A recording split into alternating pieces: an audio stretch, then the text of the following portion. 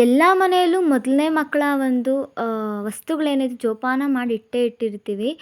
ಇದು ನನ್ನ ಮೊದಲನೇ ಮಗನ ಮೊದಲನೇ ಬೆಡ್. ಅವನು ಹುಟ್ಟಿದಾಗ ತಂದಂಥ ಒಂದು ಬೆಡ್. ತುಂಬ ಸಲ ಹೊಲ್ದು ನನಗೆ ಬೇಜಾರಾಗ್ಬಿಟ್ಟಿತ್ತು. ಹಾಗೆ ಎತ್ತಿಟ್ಬಿಟ್ಟಿದ್ದೆ.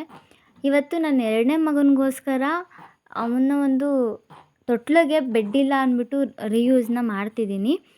ನೀವು ಕೂಡ ಈ ಟಿಪ್ಸ್ನ ಫಾಲೋ ಮಾಡ್ಬೋದು. ಮೊದಲಿಗೆ ನಾನು ಹೊಲ್ದಿರೋಂತಹ ಎಲ್ಲ ಸ್ಟಿಚಸ್ನ ಬಿಚ್ಚಿ ಹಾಗೆ ನೆಟ್ಟು ಮತ್ತು ವೈರ್ ಏನಿರುತ್ತೋ ಅದನ್ನು ಕಟ್ ಮಾಡ್ಕೊತಿದ್ದೀನಿ.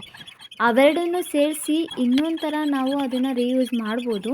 ನಾನು ನೆಕ್ಸ್ಟ್ ಏನಕ್ಕೆ ಯೂಸ್ ಮಾಡ್ಬೋದು ಅಂತ ನಾನು ವೀಡಿಯೋನ ಶೇರ್ ಮಾಡ್ತೀನಿ.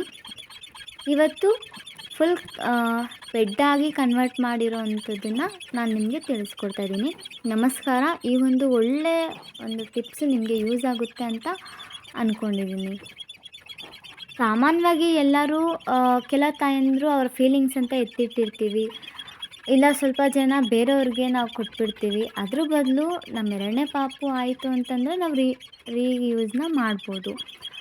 ಹಾಗೆ ಚಿಕ್ಕದಾಗಿ ಆ ನೆಟ್ಟೆಲ್ಲ ತೆಗೆದು ಸ್ವಲ್ಪನೇ ಒಂದು ನಾಟನ್ನು ಹಾಕ್ತಾ ಬರಬೇಕು. ಆ ಸೂಜಿ ದಾರ ಸಹಾಯದಿಂದ ನಾವು ಒಳಗೆ ಹಾಕ್ತಾ ಹೋದಾಗೆ ಸುತ್ತಲೂ ಹಾಕ್ಕೊಂಡು ಬಂದಾಗ ಫೈನಲಿ ನಿಮಗೆ ಲುಕ್ಕು ತುಂಬ ಚೆನ್ನಾಗಿ ಬರುತ್ತೆ. ಹಾಗೆ ನಾವು ಈಸಿಯಾಗಿ ಕೂಡ ಇದನ್ನ ಕ್ಯಾರಿ ಮಾಡ್ಬೋದು. ಎಲ್ಲಿ ಬೇಕಾದರೂ ನಾವು ಈಸಿಯಾಗಿ ತೆಗೆದುಕೊಂಡು ಹೋಗ್ಬೋದು. ಲಾಸ್ಟಲ್ಲಿ ಆ ಒಂದು ಜಿಪ್ ಹಾಕೋವಂಥ ಒಂದು ಜಾಗದಲ್ಲಿ 4-5 ನಾಟನ್ನ ನಾವು ಹಾಕ್ಕೋಬೇಕಾಗುತ್ತೆ. ಹೀಗೆ ರೀಯೂಸ್ನ ನಾವು ಮಾಡ್ಬೋದು.